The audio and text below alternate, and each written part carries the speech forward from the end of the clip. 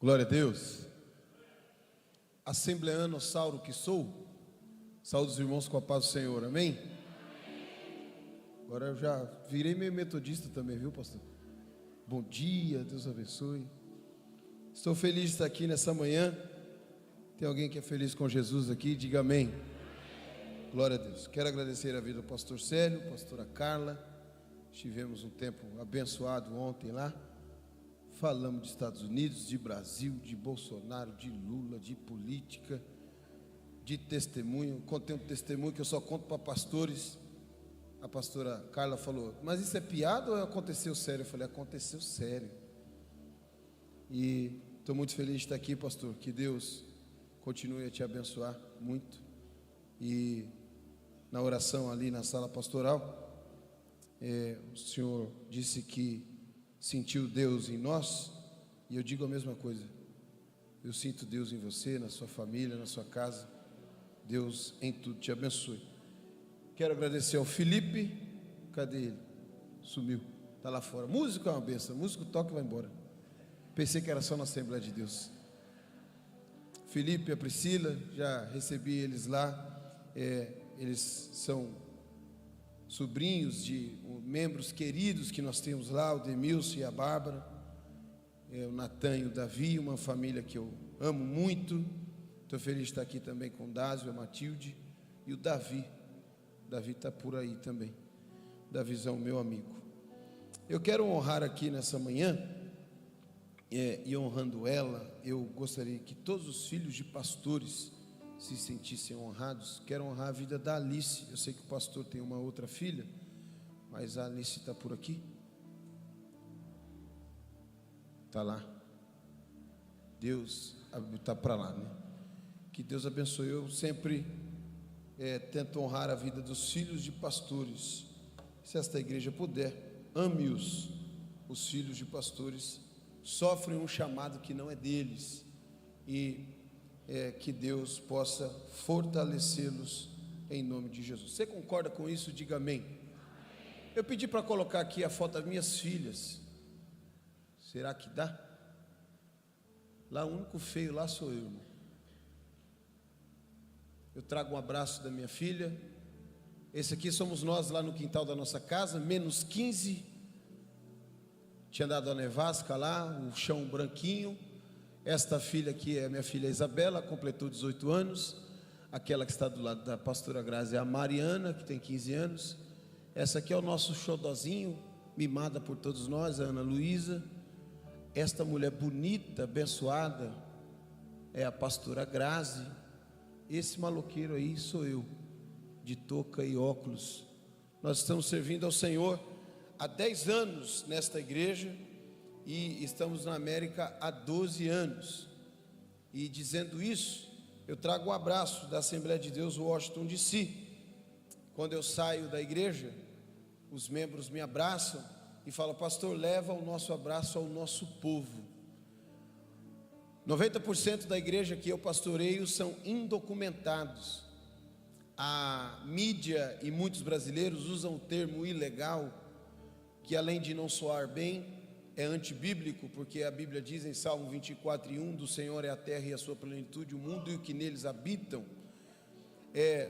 Não tem ninguém ilegal em lugar nenhum, mas existem as questões legais do termo da lei, e eu tenho 90% da membresia da igreja como indocumentados. Eles podem vir ao Brasil, o que não pode acontecer é voltar aos Estados Unidos. Como vocês veem na mídia, nós vivemos um tempo muito difícil lá, porque o ICE, que é a polícia da imigração, faz blitz, e se você não tem um documento, eles vão te deportar. Você não sabe o valor da sua liberdade, de poder ir e vir tranquilamente. Ah, mas o Brasil tem muitas dificuldades. Tem. Você não sabe o que é ter uma igreja como essa. Você não sabe o que é ter um espaço como esse. É muito verdade que Jesus disse: não se encantem com a estrutura, né? Mas a estrutura é muito importante, e nós só aprendemos a valorizar quando não temos. Nós passamos lá 10 anos montando e desmontando o som. Nós precisávamos chegar 2 horas antes do culto e os meninos do som ficavam 2 horas depois. E quando eu venho ao Brasil, desde 2024, eu fico maravilhado com a estrutura que a igreja brasileira tem.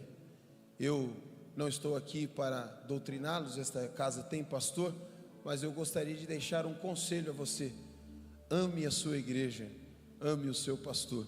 Vocês são privilegiados. Um espaço desse aqui na nossa região não custaria menos do que 10 milhões de dólares, quase 60 milhões de reais. Então, vocês são privilegiados. Vocês recebem o abraço desta igreja? Diga amém. Sempre que eu venho ao Brasil, eu peço para que você se comprometa hoje, a partir de hoje, a orar pelos imigrantes indocumentados lá dos Estados Unidos. Eu sei que o Dásio tem orado aí pelo irmão dele, mas o meu desejo como pastor é que toda a igreja possa voltar ao Brasil, possa viver isso aqui que nós estamos vivendo já há alguns anos. E eu quero contar com a oração desta igreja tão fervorosa, uma igreja em que nós vemos que o Espírito Santo de Deus está aqui. Posso contar com a sua oração? Diga amém. Glória a Deus. Abra sua Bíblia, se você puder, em Lucas, capítulo de número 7. Quero louvar a Deus pela vida da minha esposa, pastora Grazi, essa mulher linda, abençoada, cheia de Deus. Eu dei bastante sorte, irmão. Eu era feinho, pregava mal. Falei, vou casar com uma mulher que canta bem, que eu boto ela para cantar no começo, pego ruim depois, ninguém vai lembrar que eu preguei mal. Então, eu quero contar com a sua ajuda aqui nessa manhã. Eu não estou acostumado a pregar para tanta gente, e eu tenho falado aqui, mesmo se Deus não falar com você, adora Jesus aí, dá glória a Deus, aleluia. Que quando eu voltar lá, eu vou chegar lá e eu falo, irmão, arrebentei lá na igreja metodista, foi uma benção. Fogo de Deus. Então os irmãos me ajudem aí, por favor. Lucas capítulo de número 7, versículos do 1 ao 10, eu quero ler com você. Tendo terminado de dizer tudo isso ao povo, Jesus entrou em Cafarnaum. Ali estava o servo de um centurião, doente e quase à morte, a quem seu senhor estimava muito. Ele ouviu falar de Jesus e enviou-lhe alguns líderes religiosos dos judeus, pedindo-lhe que fosse curar o seu servo. Chegando a Jesus, suplicaram-lhe com insistência: este homem merece que lhes faça isso, porque ama a nossa nação e construiu a nossa sinagoga. Jesus foi com eles, já estava perto da casa quando o centurião mandou amigos dizer a Jesus: Senhor, não te incomodes, pois não mereço receber-te debaixo do meu teto. Por isso nem considerei digno de ir ao teu encontro, mas dize-me uma palavra e o meu servo será curado. Pois eu também sou homem sujeito à autoridade e com soldados sob o meu comando. Digo a um vá, ele vai, e a outro venha, e ele vem. Diga ao meu servo faça isso, e ele faz.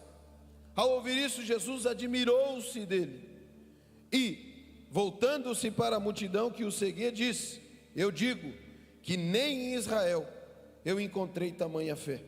Então os homens que haviam sido enviados voltaram para casa e encontraram o servo reestabelecido. Pai, no nome do teu filho amado Jesus, eu quero ser grato a ti por essa manhã. Me usa, Deus, uma vez mais para a tua glória, Senhor. Dos prazeres que a vida me oferece, eu sempre digo, Senhor, que pregar está acima de todos os outros. Senhor, estou aqui para fazer aquilo que o Senhor me chamou para fazer. Aqui se cumpre, Deus, mais uma vez a palavra dos profetas que apontavam para o ventre da minha mãe e diziam: este é para mim um escolhido. Senhor, que nada do que eu possa dizer aqui venha de mim, Senhor. Me ajude, Senhor, a me esvaziar de mim e me encha do teu Espírito. Aqui está o teu povo, aqui está a tua igreja. Senhor, se ao menos uma pessoa sair daqui com a sua fé renovada nesta manhã, Senhor, eu voltarei para casa com a sensação de dever cumprido, porque eu creio, Senhor, que o Senhor é o Deus que faz milagres. Tudo que nós precisamos é de uma palavra do Senhor. Senhor, que nós possamos arrancar do Senhor nesta manhã a admiração com a nossa fé, em nome de Jesus. Quem está com dó do pregador, diga amém. Me ajuda aí, irmão. Eu sei que essa igreja é uma igreja bíblica, e eu não preciso contar com detalhes essa história. Eu sou a terceira geração de pastores da minha casa, e meu avô falava: quando você for pregar na igreja de outros, fala sobre Jesus que dá certo. E eu uso essa dica dele aí há muito tempo.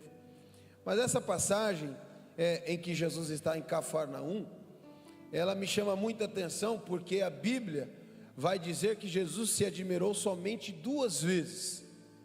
Uma vez pela incredulidade e outra vez pela fé. Quando Jesus está na casa dele, no bairro dele, na cidade dele, ele se admira pela incredulidade. Está escrito lá em Marcos 6, quando Jesus fala: olha, o profeta não tem honra na sua própria casa. Isso é muito triste, porque Jesus, dentro do seu povo, se você tiver a curiosidade de analisar o Marcos capítulo de número 6, você vai ver que Jesus fala: entre os seus amigos, entre a sua parentela, entre os seus vizinhos, um profeta não tem honra. E aquilo trouxe a admiração de Jesus. Jesus ficou admirado pelo tamanho da incredulidade daqueles que estavam perto dele. Mais longe, em outra cidade, com outras pessoas, com pessoas que ele não tinha contato, ele ficou admirado de um homem que nem judeu não era um oficial do Império Romano. E a palavra de Deus diz que Jesus se admirou da fé, e é quando Jesus traz uma lição para mim e para você. Ele diz: nem mesmo em Israel eu vi tamanha fé. O que me faz entender é que nós, pela ousadia de andar com Jesus, pela alegria de termos uma igreja, de virmos à igreja, nós ao longo do tempo vamos tratando a nossa fé de qualquer maneira. Você já parou para pensar que Jesus foi quem disse que a fé do tamanho de um grão de mostarda, ela pode mover uma montanha? Tem um montão de coisa que não está acontecendo na tua vida, e não é por causa da falta de estrutura da igreja, não é porque você não tem um pastor, você tem tudo isso, não é porque tem nada de errado. Talvez a tua fé esteja como o povo que conhecia Jesus, mas nesta manhã eu prego a palavra do Senhor, e eu quero crer que o Espírito Santo renovará a sua mente nessa manhã.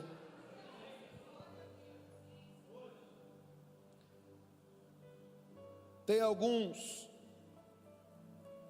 princípios aqui neste texto que eu quero compartilhar com todos vocês. O primeiro deles, e que me chama muita atenção, é que a fé do centurião de Cafarnaum nasceu fora do contexto religioso. E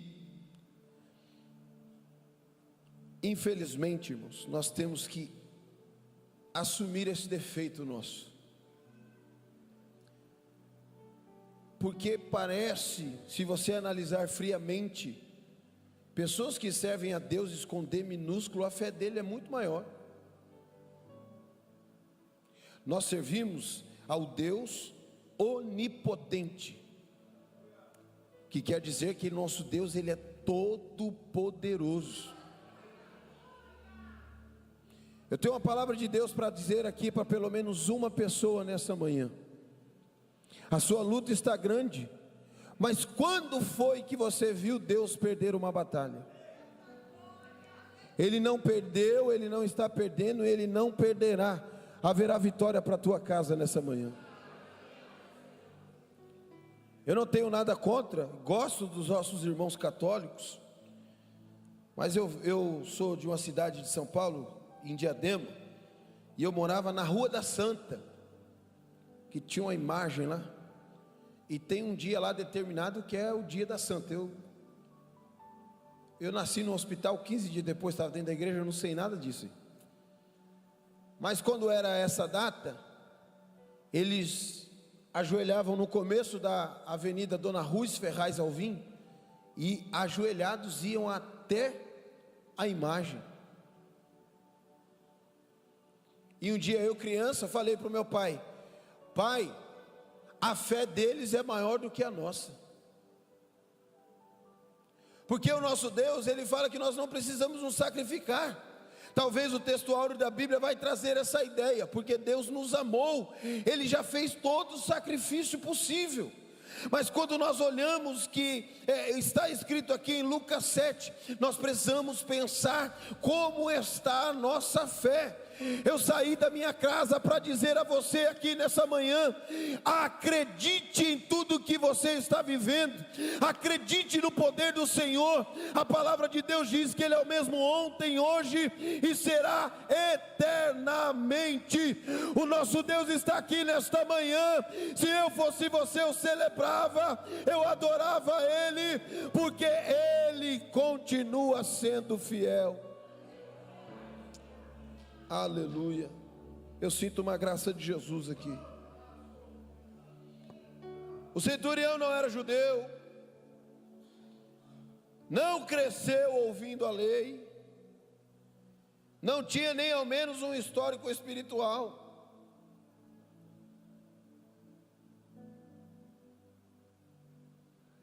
É muito bom quando você começa a lidar com um novo convertido, que novo convertido acredita em coisa que só novo convertido acredita. Eu tinha lá na igreja um irmão que ele estava vivendo a paixão de Cristo, e um dia ele encostou em um crente já. Eu sei que aqui não tem isso, viu, pastor? Só lá não, porque está sendo gravado, eles vão brigar comigo. Não é igreja lá nos Estados Unidos, perto da Casa Branca. Ele encostou num crente que já estava há muito tempo na igreja. E aí o novo convertido chegou e falou: olha, você não... rapaz, eu estou vendo uns negócios malucos. Eu não acordava de madrugada, mas agora eu acordo de madrugada e eu sinto que é Deus me chamando. E quando eu acordo, eu começo a orar. Quando eu vejo, já deu a hora de eu ir para o trabalho, eu já vou dar oração, já vou para o trabalho. Outra coisa, rapaz, eu estou lendo a Bíblia, Deus está me revelando a palavra. Eu estou feliz da vida. Antes eu reclamava, eu murmurava, e agora eu tenho certeza que Deus vai me ajudar. Eu não importa o que eu estou fazendo, eu sinto a presença de Deus todo dia. Tem hora que eu estou no carro lá, eu começo a adorar Jesus, começo a chorar. As pessoas ficam me olhando. Antes eu ficava com vergonha, eu nunca chorei na frente de ninguém, mas agora eu choro na frente de qualquer pessoa, porque a presença de Deus, eu estou maravilhado com isso. Só que ele estava falando com um crente que já está na igreja há muito tempo. Eu sei que aqui na igreja metodista não tem isso, mas o crente que já estava há muito tempo falou: ih, rapaz, isso aí passa. Você está assim que você é novo convertido, daqui a pouco você vai ser um crente igual todo mundo. Quando você acordar de noite, você vai ficar bravo, porque você acordou, porque você vai atrasar o sono. Esse negócio de ficar ouvindo música de igreja aí no carro também me cansa. E outro, irmão, para que ler a Bíblia? Vai para a igreja lá, a gente paga o salário do pastor, que é o pastor ler a Bíblia e pregar para nós domingo. Não precisa disso não. E aí eu recebi a pergunta do novo convertido. Ele falou: pastor, por que crente é assim? Falei: crente não. Falei: fulano de tal, ouça o seu pastor. Isso que você está vivendo aí, leva o máximo que você puder. De fato, virá um tempo em que você não estará mais nessa frequência aí, mas você precisa se lembrar todos os dias que Jesus morreu na cruz por você. Eu tenho essa palavra de Deus para a sua vida hoje. Quantos ainda sentem alegria no coração de lembrar que Jesus morreu por mim e por você? Ah, mas você está falando isso porque é fácil. Você está lá na América, país de primeiro mundo, Irmão, não importa a luta que você está vivendo, não importa como está a geladeira da tua casa, não importa a confusão que está a tua vida, o momento terrível de luta, de provação, de dificuldade, diz a palavra de Deus, não pode ser comparados com a glória que há de nos ser revelada. Deus está neste lugar. Será que você pode levantar a sua mão e celebrar ao Senhor? Há um tempo novo para as nossas vidas. O centurião não tinha nem histórico espiritual, e mesmo assim ele tinha fé. Se você pegar no texto, tem uma palavra que explica tudo. Ele ouviu falar de Jesus, e aqui se cumpre a palavra de Deus. A fé vem pelo ouvir, e ouvir a palavra de Deus. Enquanto nós muitas vezes vem para a igreja, né? A gente vem para a igreja já no modo automático. Lá na minha casa, quando dá 3h30, 4 horas, o nosso culto é à noite. Vocês perceberam aqui a pastora Graça, nessa noite, é porque o nosso culto é à noite. Lá em casa, quando dá 3h30, 4 horas, todo mundo começa a se arrumar e aquele negócio. E são anos fazendo a mesma coisa. Muitas vezes nós estamos vindo para a igreja. Eu tenho uma pergunta para fazer para você nessa manhã. O que é que você veio fazer aqui nesse lugar? Eu tenho convicção que você não veio ver quem ia cantar, quem ia pregar. Nós temos uma mensagem na cabeça que nós vamos ao culto. E culto é lugar, o pastor falou isso lá na janta ontem, eu nunca mais vou esquecer. Ele estava contando sobre o Peniel, aí ele falou, o lugar tal é para isso, o lugar tal é para aquilo, e ele falou, culto é lugar de adoração. Irmão, quando você sair da tua casa, saia com esse desejo, abra mão de pedir coisas para Deus. Deus, Ele é o nosso Pai, Ele já sabe tudo o que você precisa. Eu quero te convidar nessa manhã a você se rasgar na presença de Deus e adorar esta presença santa. Eu sinto uma graça do Espírito Santo aqui. Ele é digno de receber o nosso louvor, a nossa adoração. Em nome de Jesus, adore a Ele. Nós precisamos entender que a fé não saiu de um contexto religioso, porque fé verdadeira não depende de tradição. Fé verdadeira não depende de tradição, depende de revelação do Espírito.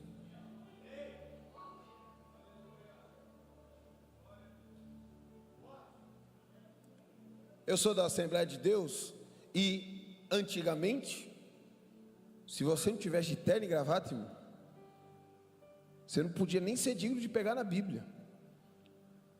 Eu andava de bermuda na minha cidade, encontrava com um irmão chamado irmão Hildo.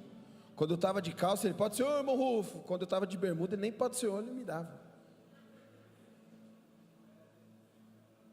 E tradição não é ruim, irmãos, tradição é bom.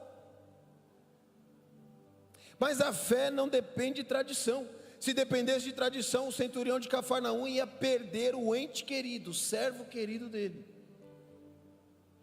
A Bíblia vai nos trazer a revelação da palavra, que a fé, ela vem por revelação do Espírito.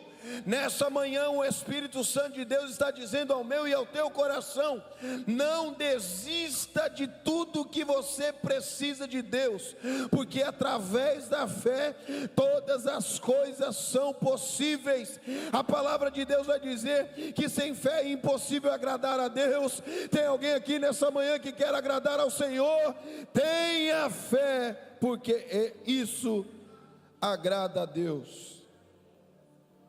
Está assim de gente dentro da igreja sem fé, irmão. Aqui não. Numa igreja perto da Casa Branca, né? Tem muito.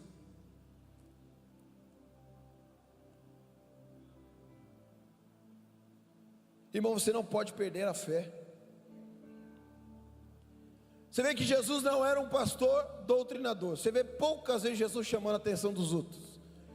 Uma vez eu estudei sobre a humanidade de Jesus. Jesus era um homem muito legal de andar com ele. Jesus não era um homem chato, ele não chamava a atenção de ninguém, não brigava com ninguém. Quem não era crente gostava de andar do lado dele. Geralmente quem não é crente não quer andar com a gente. Jesus atraía todo mundo. Quando quiseram acusar ele, falaram assim: mas os beberrão, as prostitutas e não sei quem, anda tudo com você. Ele fala: mas eu sou um cara nice, um cara legal. Mas todas as vezes que Jesus vai chamar a atenção de alguém, ele fala assim: homens de pequena fé, vocês estão padecendo porque vocês têm pouca fé. Eu sei que você sabe que os discípulos estavam num barco, e quando o barco começou a balançar, eles falaram: agora estamos enrolados. Veio a chuva, veio o vento, nós até estamos com Jesus aqui, mas deu bem na hora do homem dormir. Quem é que vai acordar o homem? Agora nós vamos morrer. Ele vai ressuscitar, que ele já falou: nós vamos perecer e vamos ressuscitar só quando ele chamar. Chegou a hora de morrer. Quando a gente olha o texto da Bíblia, a gente condena os discípulos. Como é que pode? Esses discípulos estavam com Jesus lá e ficaram com medo. Eu tenho uma pergunta para você nessa manhã: por que você ainda está temendo? Por que você ainda tem medo? Jesus está no teu barco. Pastor, mas eu não estou tão bem na minha fé, eu estou errando, irmão, conserta o teu altar, mas creia, Jesus está no barco. A hora que Ele quiser, Ele vai levantar e vai dizer: cala-te vento, aquieta-te mar, porque Ele é Deus poderoso. Eu sinto a graça de Jesus aqui.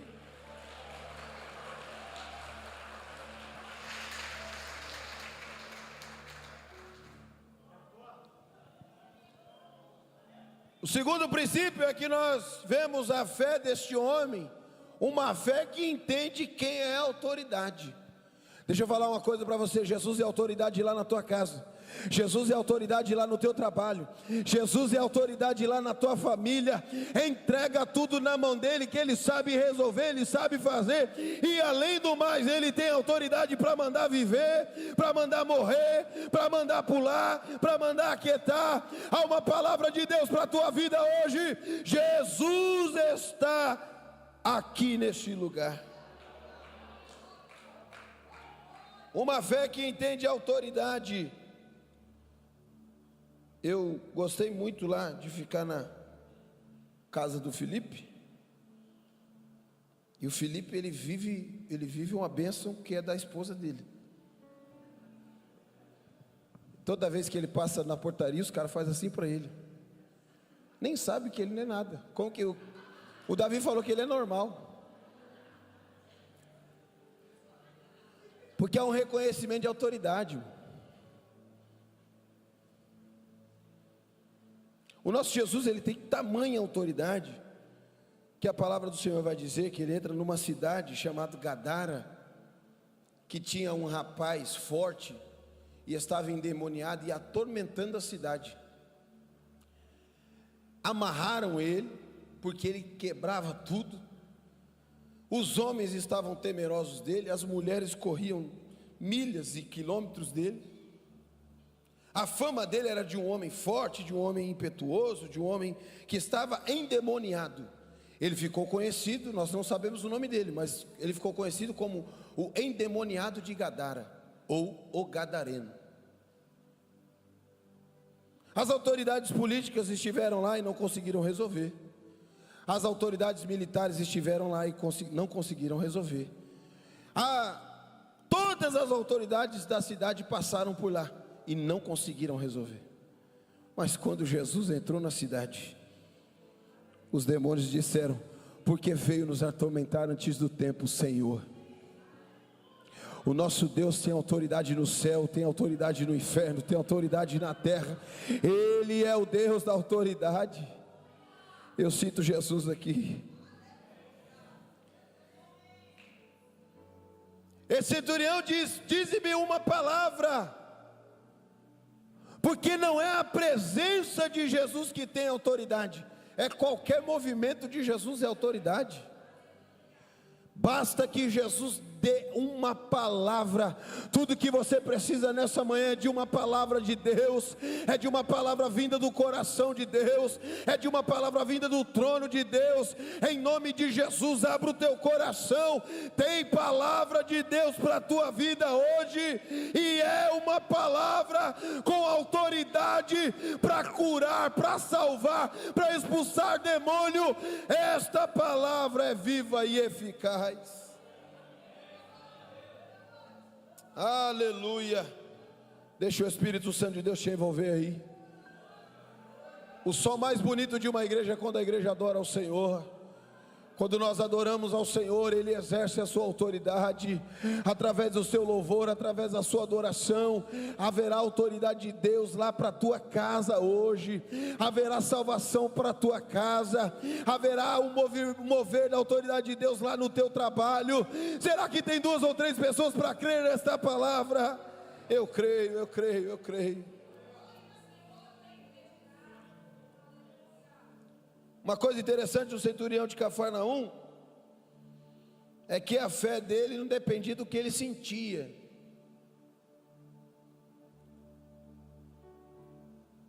E nós muitas vezes vivemos do que sentimos. Nossa, senti um arrepio aqui. O centurião de Cafarnaum não sentiu nada. Acho interessante que ele fala, nem judeu ele não era. Não tinha histórico. Não frequentava a sinagoga. Ele até pagou para ter uma sinagoga lá, mas ele falou, lá eu não vou.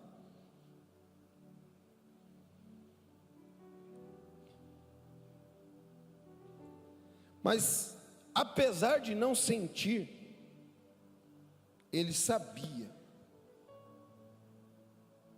Apesar de não sentir, ele sabia, porque ele ouviu falar que Jesus era a maior autoridade que tinha naquele tempo.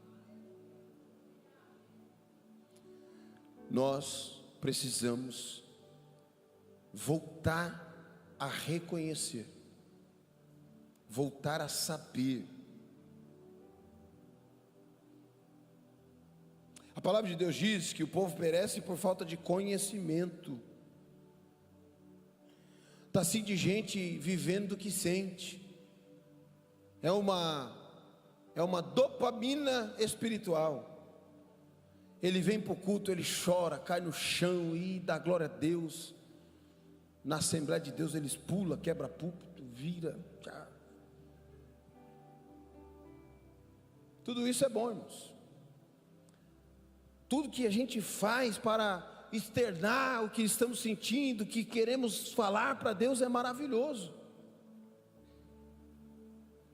Mas quando chega lá na quarta-feira, aqui o pastor falou que tem atividade na igreja todo dia. Lá nós só temos culto uma vez por semana. E eu, irmão, faço de tudo para ele sair de lá cheinho de Deus.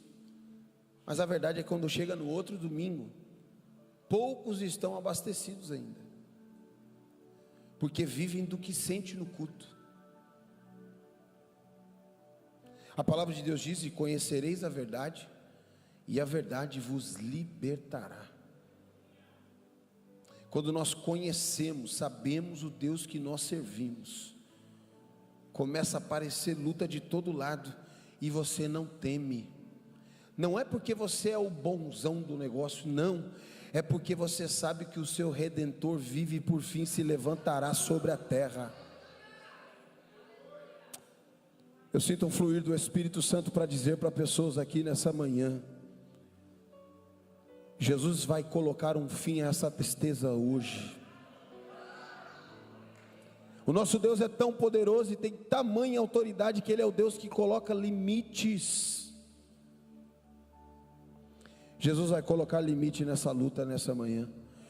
Jesus vai colocar limite na tua lágrima nessa manhã. Eu creio. Uma irmã ali sentiu a presença de Deus. Será que tem alguém desse lado aqui para sentir a presença do Espírito Santo? Eu sinto a graça dele aqui. O centurião sabia que Jesus tinha poder, por isso ele pediu ao Jesus uma palavra.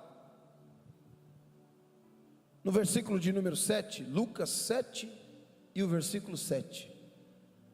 Quero agradecer ao irmão que veio aqui falar comigo.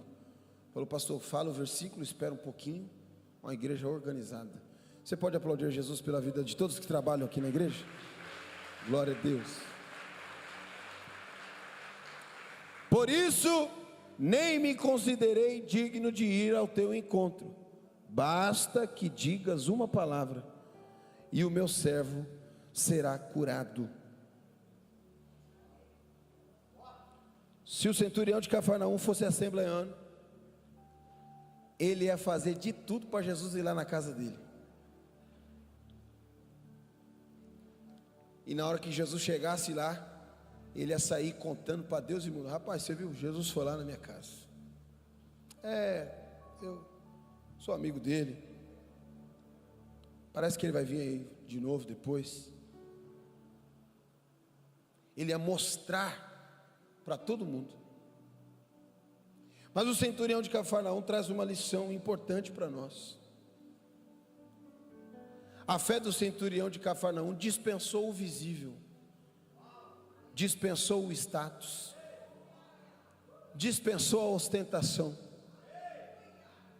ele dispensou a fama que ele ia ter. Imagina esse homem que recebeu Jesus na casa dele, ele ia se tornar o cara mais famoso de Cafarnaum. O Instagram dele ia de 10 para 100 mil seguidores na mesma hora. Mas ele falou: Senhor, eu nem quis ir ao teu encontro, porque não me acho digno disso. Mas eu quero do Senhor uma única palavra. Eu sinto uma graça de Jesus aqui, meu irmão. Se você puder nessa manhã, diga ao Espírito Santo: Senhor, tudo que eu preciso é apenas uma palavra. Uma palavra. Uma palavra. Eu sinto Jesus aqui. A fé do centurião de Cafarnaum não precisa ver, não precisa sentir, não precisa controlar. Ele decidiu acreditar que se Jesus falasse, ia acontecer. Eu tenho mais uma pergunta a fazer para você nessa manhã. O que você quer mais de Jesus? Ele já fez todas as coisas. Passe a acreditar, decida nessa manhã a acreditar que Ele é o mesmo Deus. Não haverá impossível para Deus. Lucas 1:37. Meu irmão, não tem nada que você faça ou pense: ah não, Jesus não faz. Jesus faz. Quando eu fui buscar o visto no consulado americano, eu tinha R$3 negativo na minha conta do Itaú e 5 passaportes só. O cônsul olhou para mim e falou: então quer dizer que você tem 26 anos, 3 filhas e quer ir para os Estados Unidos? Eu falei: se o senhor deixar, eu quero ir lá. Irmãos, não tem como você olhar e falar assim: ah não, teve isso, teve aquilo. Só que eu tinha uma palavra. O governo americano dizia que não dava, o governo brasileiro dizia que não dava, as leis imigratórias diziam que não dava, mas eu tinha uma palavra, irmão. Irmãos, eu não posso dizer que eu ganhei dinheiro nos Estados Unidos. São 12 anos reconhecendo que Ele é o Jeová Jireh. Ah pastor, mas como que você fez? Irmão, eu não sei, irmão, eu tenho uma palavra, irmão, eu não estou nem preocupado com o que vai acontecer amanhã, porque eu conheço o Jesus que eu sirvo, Ele vai fazer. Eu sinto a graça de Jesus para dizer para você nessa manhã: descansa o teu coração, Jesus vai fazer, vai acontecer, Ele é o Deus que faz milagres. Eu sinto a graça de Jesus aqui. Quarto princípio, estou caminhando para o final. Quarto princípio: a fé do centurião moveu Jesus. Nós estamos orando até que Deus nos ouça. Mas nós precisamos orar até que Deus fale com a gente. Tudo que a gente precisa é de um movimento do céu ao nosso favor. A fé deste homem moveu Jesus, porque Jesus fala: eu me admirei desta fé. Eu quero te convidar aqui nessa manhã para que você adore ao Senhor até chamar a atenção dEle, até que Jesus olhe para você e fale: olha, com essa vida que Ele está levando, Ele decidiu me adorar. Irmão, queira incomodar o céu nessa manhã, queira incomodar o Senhor Jesus. Nem mesmo em Israel Ele achou tanta fé. A fé do centurião chamou a atenção de Jesus. Nós precisamos aprender com este homem. A nossa adoração, o nosso louvor, a nossa fé precisa arrancar de Jesus a admiração. Mas quando Jesus fala: nem mesmo em Israel achei tanta fé, isso pesa de uma certa forma, porque Israel tinha todas as leis, Israel tinha visto todos os profetas, Israel é o detentor da promessa. E Jesus fala de um homem empregado do Império Romano, que está lá em Cafarnaum, não é judeu, tem amigo judeu. E Jesus olha a fé daquele homem e fala: olha, nem em Israel eu vi tamanha fé.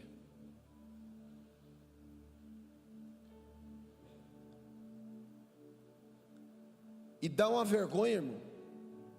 Aqui eu sei que não tem isso, né, pastor? Mas dá uma vergonha, né, quando você vê um cara que não é crente tem um comportamento melhor do que quem é crente.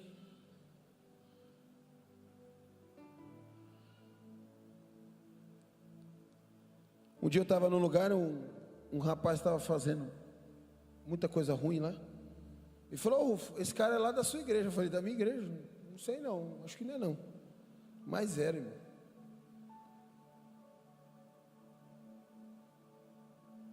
Quando Jesus fala: nem mesmo em Israel eu vi tamanha fé,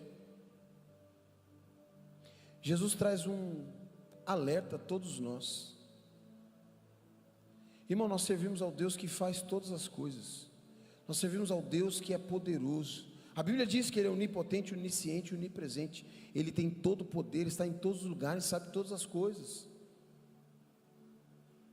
Mas até quando nós vamos conviver com Jesus e não vamos viver as promessas dEle? Como israelitas, eles deveriam ter se revoltado nessa hora. Não, mas como que esse homem que não tem promessa, não tem a lei, esse homem nunca viveu com os profetas e tem mais fé do que eu? Irmão, eu tenho uma coisa comigo: eu não aceito perder com a minha fé para ser ninguém. Quando eu converso com alguém de outra religião, ele começa a contar os testemunhos deles, eu já conto 3.000. Não posso perder para esse macumbeiro endemoniado não. Nós precisamos ouvir o que Jesus está dizendo. Nem mesmo em Israel eu vi tamanha fé. Quer dizer que a fé de Israel estava lá embaixo.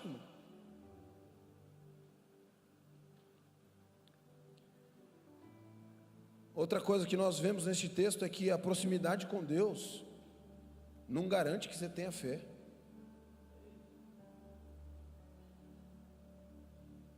Eu ouvi uma palestra de um pastor americano chamado Stockstill, Jonathan Stockstill.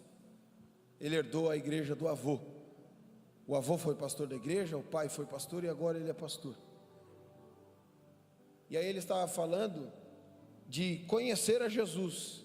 E ele falou uma coisa, e eu, ouvindo em inglês, eu falei: eu acho que eu não entendi direito. Ele falou: doesn't matter knows Jesus. Não importa conhecer Jesus. Conhecer é conhecer. E aí ele estava falando isso e ele falou, é uma ilustração muito interessante. Tem alguém aqui que conhece o Neymar? Sabe quem é o Neymar? Levanta a mão. Nós sabemos que ele jogou no Barcelona, jogou no Santos, jogou no Al Hilal, voltou para o Santos, jogou na seleção brasileira.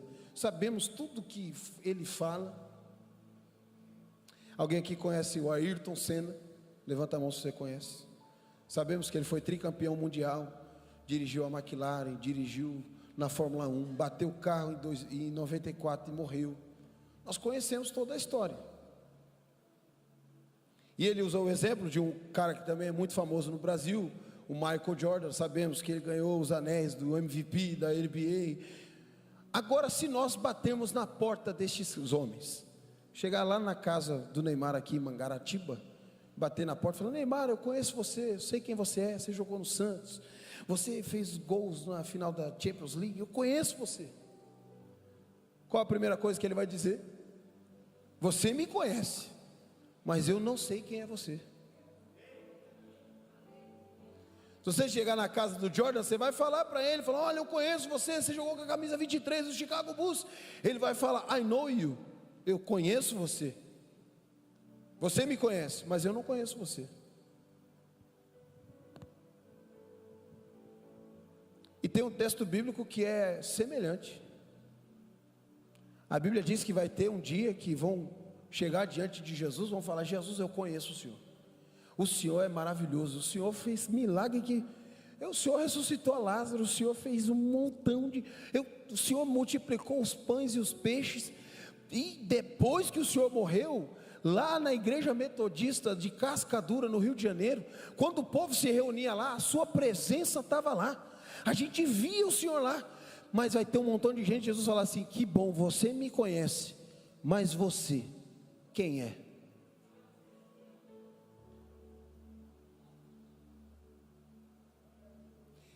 Proximidade com Deus não quer dizer que você tenha fé. Irmãos, a meta da nossa vida é quando nós nos encontrarmos com Cristo, Ele vai dizer: entre para bodas do meu reino. Conhecer Jesus é muito bom, mas que nesta manhã você possa se tornar conhecido dEle também.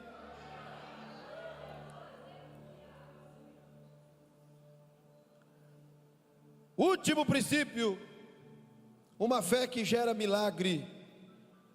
Você pode repetir isso? Uma fé? Não. Eu sei que tem alguns irmãos que estão de jejum, não comeram ainda, mas façam força e bonito. Diga: uma fé que gera milagre. Glória a Deus.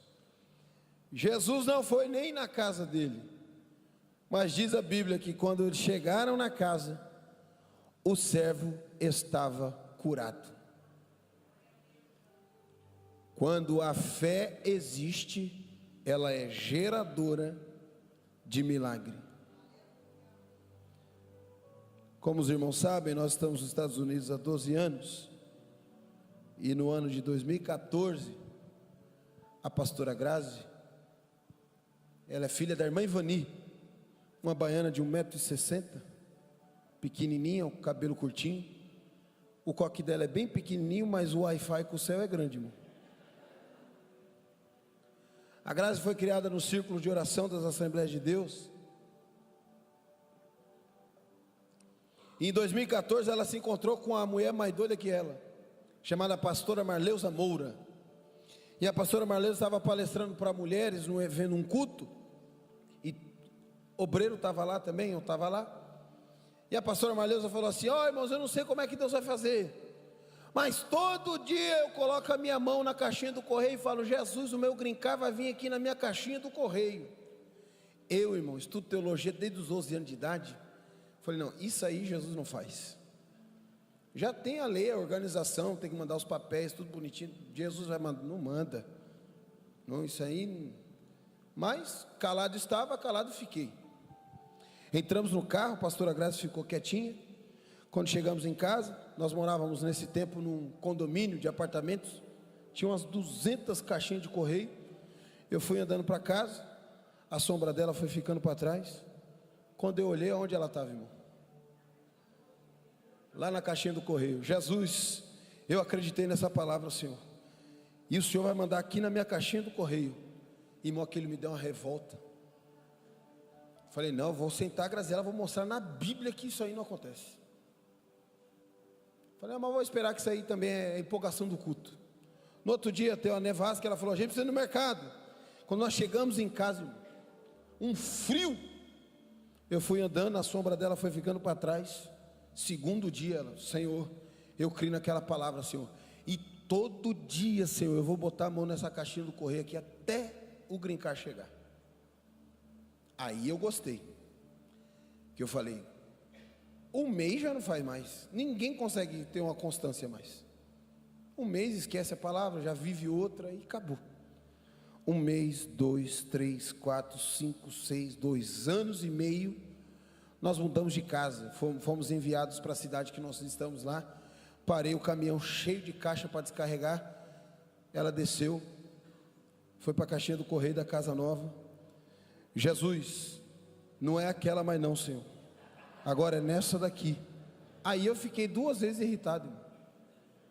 Falei, ela está achando que o céu é igual aqui em casa, que ela manda e desmanda. Ela esqueceu que Jesus vê tudo. Ela está ensinando o caminho para Jesus, não é possível. Mas fiquei quieto. Passaram 2, 3, 4, 5, 6, 7, 8, 9, 10 anos. Todos os dias ela colocava a mão na caixinha do correio. E eu, irmão, rindo. Falei, isso aí vai demorar 30 anos colocando a mão nessa caixinha. O green card não vai chegar por causa de caixinha de correio, não. Vai chegar porque eu estou fazendo o processo. Eu sou metódico. Mando tudo certinho. Nós estávamos gravando o vídeo de 10 anos do aniversário da igreja. E chegou no meu telefone uma mensagem da imigração americana. O green card de vocês foi aprovado. Eu nem sou muito de pular e rodar, mas nesse dia aí eu dei lugar na terra, irmão. E pulei, rodei e falei assim, Jesus é bom, honrou o servo dele, honrou a minha competência, honrou o meu, Jesus é bom demais. Uma semana depois eles mandaram outra mensagem, olha, sábado 2 da tarde, o caminhão vai levar o green card de vocês. E eu estava só esperando ele chegar, irmão, que ia falar para ela, tá vendo? Você ficou aí orando, botando mão, na neve, no calor, no pólen, sem folha, com folha. Eu só trabalhei do jeito certo. Esse negócio não é assim, Graziela. Estava pronto, meu discurso estava pronto. O cara chegou, parou, o caminhãozinho da USPS, United States Postal Service, que é o caminhão do correio. Chegou, colocou dentro da caixinha. Ela, oh, Jesus é bom demais, Senhor, obrigado, Jesus. Fomos lá. Quando chegamos na caixinha do correio, tinha 4 envelopes. Mas lá em casa nós somos 5 pessoas. E só chegou 4 envelopes. Eu olhei e falei, os Estados Unidos é um país bíblico, né? Mandou das meninas, e o marido e a mulher mandaram junto, porque é uma carne só. Glória a Deus, eu moro num país que respeita a Bíblia. Cheguei no meu escritório e entreguei. Bela, está aqui, filha, seu green card. Mari, está aqui o seu green card. Túlio, está aqui o seu green card. Deus abençoe vocês, minhas filhas. Elas nem sabem muito o que significa isso. Quando eu abri o envelope, eu vi de longe que só tinha um green card lá dentro. Eu falei, Jesus honra pastor, viu? Oh, Jesus. Mandou o meu e não mandou o da Grazi. Nossa, mas eu vou acabar com a Graziela aqui.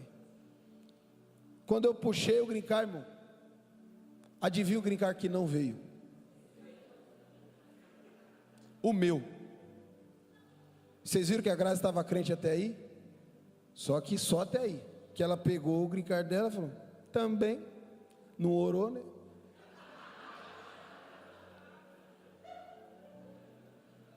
Mesmo assim eu não dei o braço torcendo. Falei, não, tem alguma coisa errada nesse negócio. Eu liguei 228 vezes para a imigração. Eles falaram, não tem explicação, Rufo.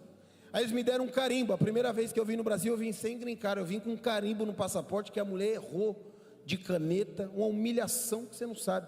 Cheguei lá, mandaram eu para uma salinha. Na hora que eu cheguei nos Estados Unidos, ele falou, cadê seu green card? Eu falei, eu não sei. Chegou de todo mundo e não chegou o meu. Ele falou, então vai explicar para outra pessoa lá. E dá um medo, irmão, ir naquela salinha lá, misericórdia. E eu orando. Aí eu falei, já sei o que aconteceu. Alguém me denunciou por alguma coisa aqui nos Estados Unidos, deu algum problema. Vou fazer o meu background check, que é o atestado de antecedentes criminais do FBI. Paguei $150, que eu tinha convicção que tinha uma coisa errada. Vi, estava tudo limpo. Falei, Jesus, não tem nada contra mim nesse país, por que esse negócio não chegou? Orei. Aí um dia, irmãos, eu acordei cheio do Espírito Santo mesmo. Sem eu perceber, irmão, abri a porta de casa. Falei, Jesus, manda o meu também aqui, Senhor.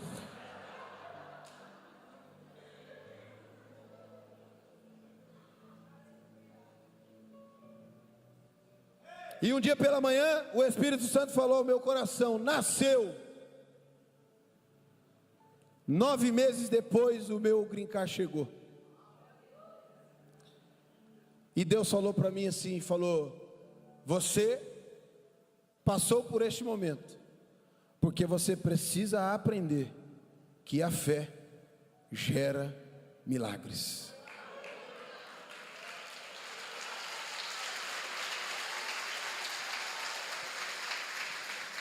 O grupo de louvor, se puder, pode vir para cá, por favor, com a licença do pastor. Eu queria que a igreja se colocasse de pé.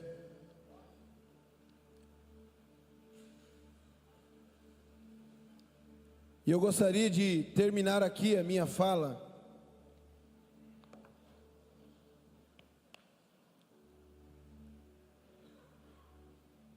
e perguntando a você, quantos creem nesta palavra que é pregada nessa manhã? A fé gera milagres, irmãos. Eu não sei qual milagre você precisa. Hoje estou aqui na função de um pregador itinerante. Eu brinquei com os irmãos que fizeram café. Pregador itinerante, nós temos 2 alegrias. Uma quando ele chega e a outra quando ele vai embora. Acabando o culto aqui, nós viajaremos para a cidade de Macaé. Prego à noite em uma igreja lá em Macaé. Eu vou embora, irmãos, mas a palavra vai ficar aqui.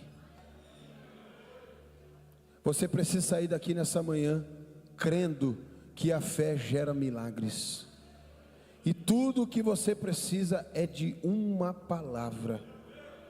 Uma palavra. Você pode fechar os seus olhos nessa manhã? E fale ao seu coração. Para nós vamos gerar um milagre juntos. Nós temos uma palavra. Deixa eu ouvir a tua oração. Abra a tua boca. Eu já vi aqui que esta igreja é uma igreja de profetas. Deixa o Espírito Santo de Deus te envolver. Creia que através da sua fé haverá milagres. Talvez você saiu da sua casa nessa manhã precisando de uma resposta do Senhor. A palavra de Deus diz, clama a mim e responder-te-ei, anunciar-te-ei coisas grandes e firmes que vocês ainda não sabem. Eu declaro sobre a tua vida hoje um tempo de respostas do Senhor. Eu sinto uma graça de Jesus aqui. Eu declaro sobre a tua vida um tempo de milagres. Eu declaro sobre a tua vida um tempo de renovação da tua fé. Será que você pode acreditar nesta palavra nessa manhã? Ao mover do Espírito aqui nesse lugar, em nome de Jesus, abra o teu coração, receba esta palavra na tua alma hoje. O Espírito Santo de Deus está aqui, Ele quer trabalhar na tua vida, Ele quer fazer um milagre. Eu creio nesta palavra, eu creio. Tem crente que já sentiu lá do outro lado. Em nome de Jesus, receba esta palavra hoje.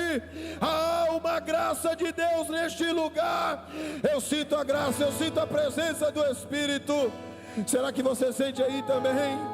Exalte ao Senhor, exalte a Ele, exalte a Ele. Deus quem abre a porta pra você e faz o teu milagre acontecer. Quando recursos você faz. E quando a esperança acabar e a medicina te desenganar, ouça isso. do alto vem o sim e o amém. É Deus quem faz.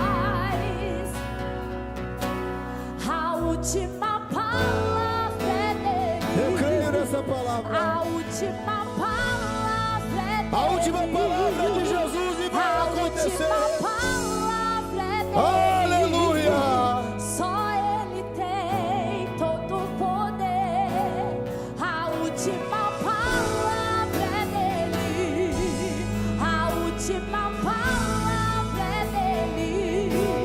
A última palavra é dele. Só Ele tem todo o poder. Aí mesmo no seu lugar.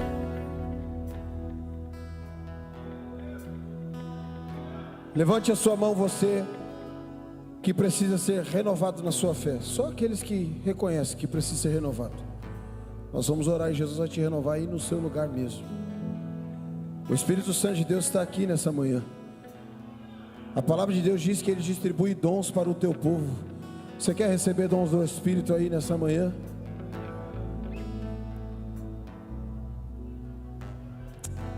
Agora eu quero saber quantos precisam de um milagre do Senhor. Levante a sua mão. O Espírito Santo de Deus me encoraja a fazer isso. Tem alguém aqui nessa manhã que está temeroso quanto ao futuro? Em 2014 eu estava desempregado. E Jesus falou para mim: eu vou tirar você deste país e vou mudar a sua história. Levante a sua mão se você está preocupado com o futuro. Eu quero ser profeta de Deus para a tua vida. Deixe o Espírito Santo de Deus renovar a tua fé hoje, e você vai gerar um grande milagre nessa manhã. E você vai ter um testemunho para contar. Em março de 2026 eu estava lá na igreja metodista, e o Espírito Santo de Deus falou ao meu coração. Ele me deu uma palavra e eu gerei um milagre. Será que você pode levantar a sua mão e celebrar ao Senhor? Em nome de Jesus, creia. A última palavra é dele. A última palavra é dele. Faz o seu milagre acontecer. Em nome de Jesus. Quando recursos você já não tem, é Deus quem faz, é Deus quem faz. E quando a esperança acabar e a medicina te desenganar, do alto vem o sim e o amém. É Deus quem faz, é Deus quem faz. A última palavra é dele. A última palavra é dele. A última palavra é dele. Só ele tem todo o poder. A última palavra é dele. A última palavra é dele. A última palavra é dele. Só ele tem todo o poder. Como o pastor Rufo falou aqui, com a licença do pastor, em 2014 eu tinha apenas uma palavra. E todos os dias, como o pastor Rufo falou, eu ia na caixinha do correio. E eu falava assim: pastor, eu não posso, mas o Senhor pode. Eu não faço, mas o Senhor é quem faz. Eu não consigo, Jesus, mas o Senhor é quem peleja por mim. E eu quero falar para alguém aqui nessa manhã: é o Senhor quem está pelejando pela tua vida. É o Senhor quem vai pelejar pela tua causa. Às vezes você não tem recursos, você não tem nem força, você não tem mais nem lágrima para chorar, porque muitas das vezes na caixinha de correio, pastor, eu falava: Senhor, tu sabes de todas as coisas. Foram 10 anos na América sem ver pai, sem ver irmão. E eu falava: Senhor, na hora certa o Senhor vai fazer. Em 2024 eu perdi meu irmão em abril, dia 17 de abril Deus levou meu irmão. Dia 10 de abril o consulado negou os vistos dos meus pais. Mas eu falava: a última palavra ainda continua sendo sua. Em maio Deus me deu esse documento, porque Ele disse: eu faço no meu tempo, eu faço na minha hora, e eu faço do jeito que eu quero. Jesus me trouxe ao Brasil num tempo de luto, e eu falava: Senhor, como eu posso me alegrar sendo que minha casa está em luto?